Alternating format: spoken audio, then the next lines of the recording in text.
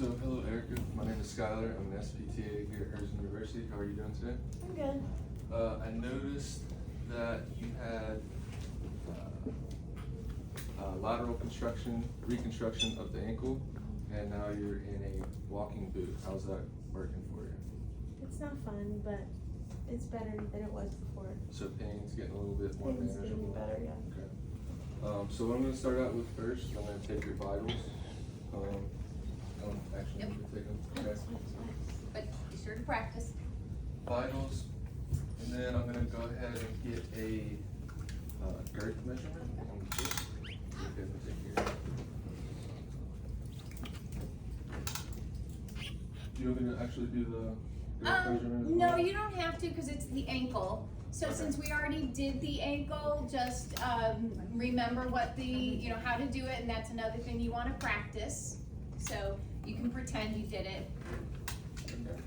And then I have all my stuff for a soft tissue massage of the ankle to manage pain and swelling. Yeah, make sure I uncork the hip, the knee, and the ankle. Show us how you would. Yeah, good. Position her. And if she's an outpatient, so when you actually do this one, it'll probably be just on a plinth. So she's gonna probably have shorts on. So you don't, again, you could definitely want to protect her clothing with a towel. He can't really do that here because she's got tights on, but he'd tuck a towel in her shorts, and he might just ask her, are you cold? Would you like me to cover you with a sheet or anything? And if the patient says, yeah, I'm cold, then he would get a sheet, cover her, and then just uncover the leg that he's actually doing. But in outpatient, he can offer to drape. He doesn't actually probably have to do it unless the patient is cold. Okay. But definitely offer. And Okay. one question I actually had, since she has like an incision on the ankle, would I try and stay away from that, or? Yeah, status post, It was 4 weeks ago. yeah, so that incision's probably pretty much healed. Okay. Yeah. Alright, and then I'll just do some, make sure I uncork everything, effleurage, if I see any, feel any tightness, like around the ATF where Yeah. surgery was. Yeah, Friction for that. Yeah. scar and then massage, yeah. Just make sure I'm pushing everything up. That's about it. Switching. My patient.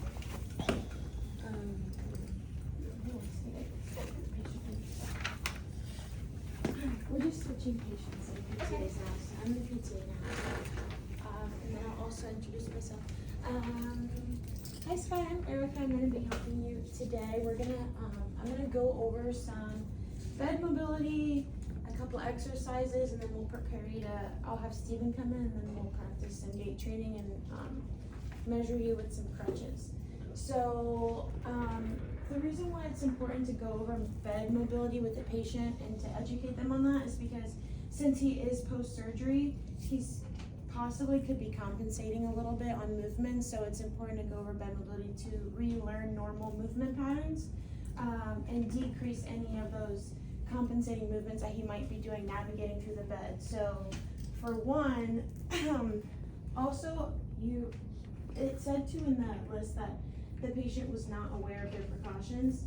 So I'm gonna go over the precautions as well. So you have been upgraded to 50% weight bearing on the ankle. So now you are able to put some weight on that ankle. Once Steven comes in and we go over gait training, he'll practice with you and show you what that's gonna feel like. So you'll be prepared for that. And then also while you're laying down for long periods of time or sitting for long periods of time, we need to elevate this ankle.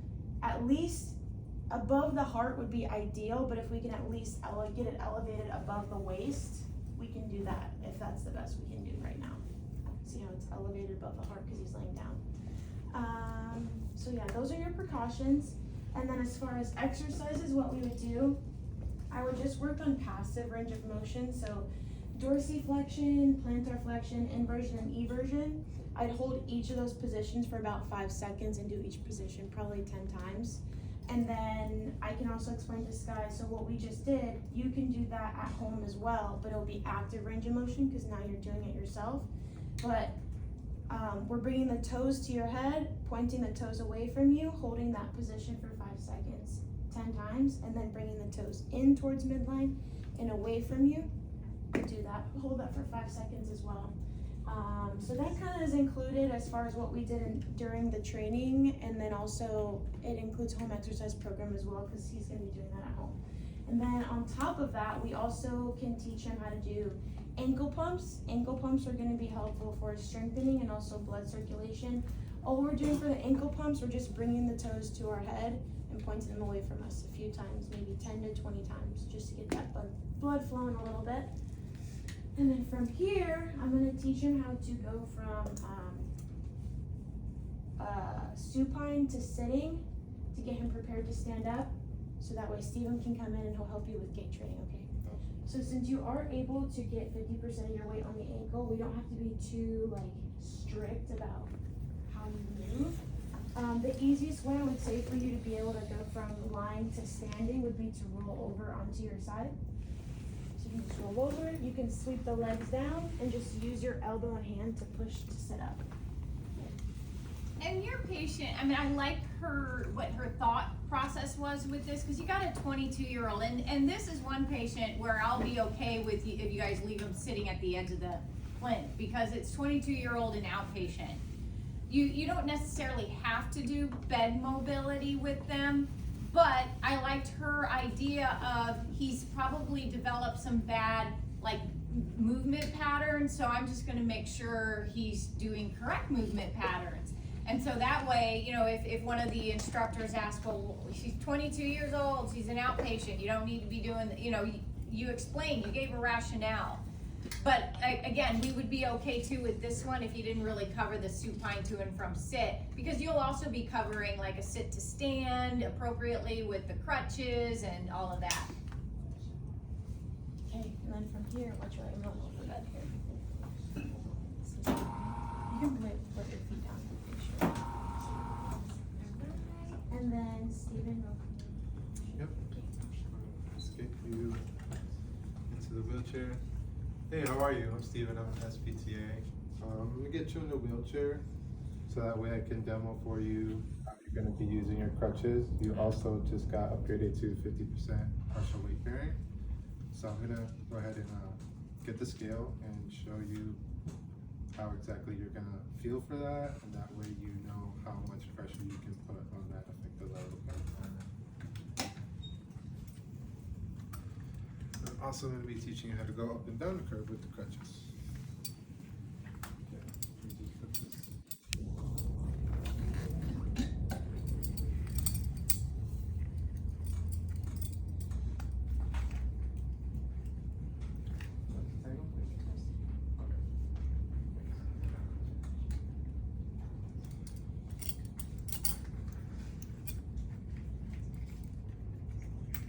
Again, with this one, it would probably be fine if he just demoed gait with the patient sitting on the edge of the plinth. Because again, they're 22. You don't have to get them in the wheelchair to demo this. You could just do it with them sitting on the plinth. Okay, so it's okay if I do it? Yes, Okay. yes. That's The fine. only time he's probably gonna wanna make sure he sits him in a chair is when he demos how to go up and down the curve. Or he could demo that all at one time, but the problem is he might be up in the front of the room with a different faculty member. In that case, then you could have her sit in a chair after she ambulates, wheel her back here to do or you could have her walk back here with the crutches. The only problem is you have to make sure there's a safe place for her to sit while you demo how to do so just be critically thinking like that. I could just have her ambulate now, then I could put her in a wheelchair to take her to the back of the room to sit down while I show her how to go up and down a curve. Okay, real quick, Sky. What we're gonna do is first find out how much 50% of your partial weight bearing is. So what we'll do is your weight, divide that by 2, and then your left leg is the one you just had surgery on a month ago. So what you'll do is place that on the scale. Once you see half your body weight, take that off. And I want you to repeat that a few times so that way you get a good feel for how much 50% is, okay? Alright. once you got a good feel for that, I'll go ahead and get the scale out the way. We'll do some ambulation, some training with the crutches, and then I'll have you come back and we'll do the curve, okay? So,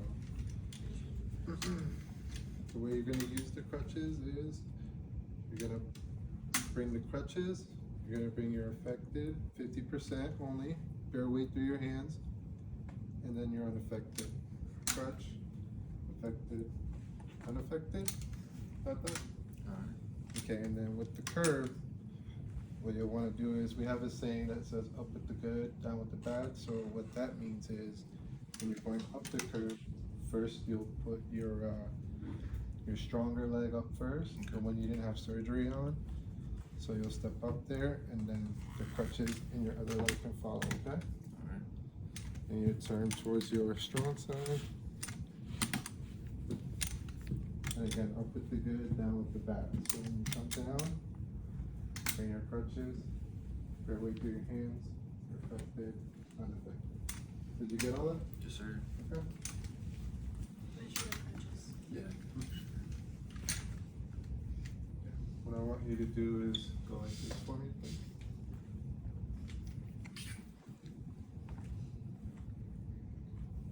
So make sure reach that middle finger, perfect. That's good, that's pretty much. So you put these together, this will support your side, and I'm gonna guard you on the other side, okay? Once you're standing up, put the crutch on each side, and then let's get a good feel.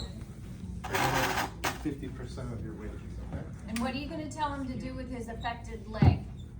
Pick it up. So until we find out how much 50% is, don't bear any weight on your Oh, leg. Correct, weight-bearing. yes, yeah, so he's non-weight bearing until he practices a little bit, then he can become partial weight bearing. Alright, so please, until that, don't bear any weight on that leg, okay? And then I'll feel one for you, okay? One, two, three.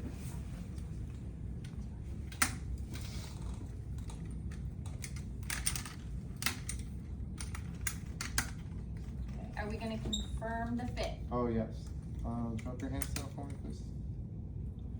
Yeah, let's And do what are it. you gonna do at the axillary Oh, yeah. pad? And then I'm gonna put 2 fingers underneath to make sure that that pad isn't smashing And into the your first armpit. thing you wanna do is tell your patient to stand up nice and tall. 'Cause Okay. sometimes they have a tendency to lean forward and then you're trying to get your fingers in there, and if they stand up tall, then you realize, oh, Okay, so he'll stand up tall. good. We'll measure the wrist. I'll stick 2 fingers in here, make sure it's not smashing into his armpit. Everything fits good. So now, go ahead and test out 50%. Do that a few times. Okay, we'll say you got it. Okay, got it? Awesome. Did you move the scale for me, please? Okay, again, so we'll walk a few feet forward. You bring the crutch, you're affected, then unaffected, okay? Bear weight through your hands. Make sure you're not putting a lot of weight on your affected side. Yeah, you'd want his other shoe on.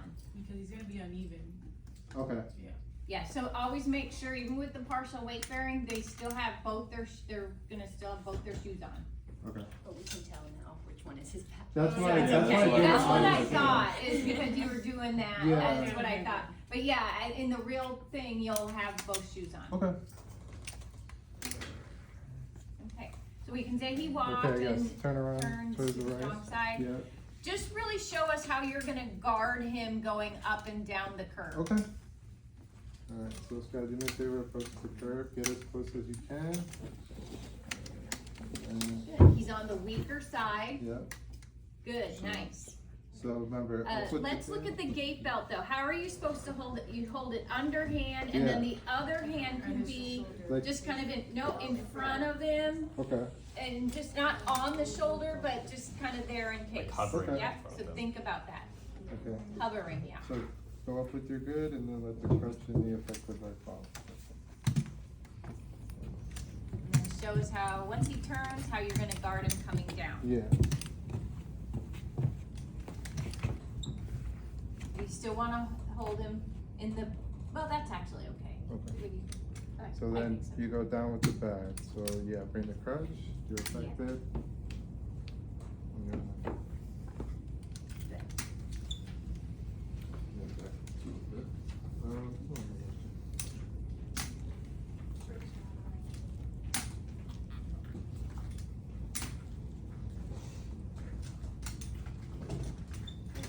Let's purchase the You can grab the armrest if you're right here. Go down.